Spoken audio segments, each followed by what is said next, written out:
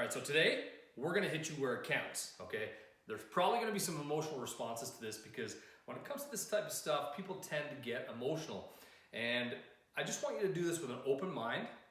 And you may have certain beliefs in what we're gonna talk about today, but you have to distinguish between whether what you have is a belief or whether it's the truth. And there's sometimes a difference between those things, right? Where you're getting your information from. There's a lot of false information out there. So what we're gonna do, we're gonna talk about aspartame today and whether it's bad for you or not, okay?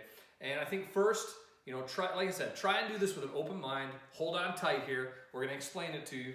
And it's important to know what happens to the aspartame molecule when we digest it. So when we drink that Diet Coke, what happens to the aspartame molecule that we're drinking? So first of all, it digests in your system very quickly, very efficiently, okay? Now, when we digest the aspartame molecule, it breaks down into three things: aspartic acid, phenylalanine, and methanol. So it's about 50% of the molecule phenylalanine, 40% aspartic acid, and 10% methanol. Now, the methanol is where people have the issue because methanol is poisonous, right? Methanol is poisonous. So this is where it kind of comes from, the background where people think that aspartame is bad for you. And the data shows out there that it's really not true, okay? And why is that? So we got about 10% methanol from the aspartame molecule. So methanol is bad, right? It's actually not. And here's why, okay? It digests very quickly, so basically none of it gets into your bloodstream, okay? The other thing, all three of these substances, they're in a host of other foods, right? Like tomatoes, milk, eggs, bread, okay? So if you're not gonna, if you're scared of methanol from Diet Coke, then you shouldn't be eating tomatoes, milk, all these other things either, if you're scared of it, okay? From there, so a glass of tomato juice actually has 6 times the amount of methanol than a can of diet soda does, okay? So stop drinking tomato juice if aspartame, methanol is bad for you. Now, we want to know methanol, well, if it's a poison and it's bad for you, how come it doesn't affect us when we drink Diet Coke, right? And that's because, I just talked about it digests very quickly. It's such a small amount. They've shown that it can be about, the exact number, 34 times the amount of methanol we can handle in our system.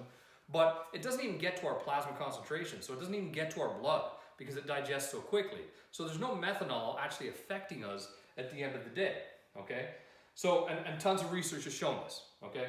Now, to actually get a plasma kind of readable level of methanol in our blood, they've shown it takes about 17 cans of Diet Pop with a 155-pound person to even get to a level where it might be unsafe, okay? Which nobody's gonna really drink that. Okay, so again, just hold your beliefs on what you may have heard in the past. Are you hearing it from a website, someone's opinion that doesn't really know what they're talking about? But the data shows there's tons of research on this. And with all research, you've gotta, you gotta do your due diligence and then make sure that, it's not being funded by the wrong people and all this type of stuff. But there's tons of data out there that the reason people are scared of this is because of the methanol, but it's just not the case. This is 3 harmless substances that are found in a host of other foods. Okay, guys, so as always, leave your comments. Even if you disagree with me, I'd love to hear it, but you better back it up. It better not be an opinion. You better back it up with some actual kind of data to show me, and I'm always open-minded.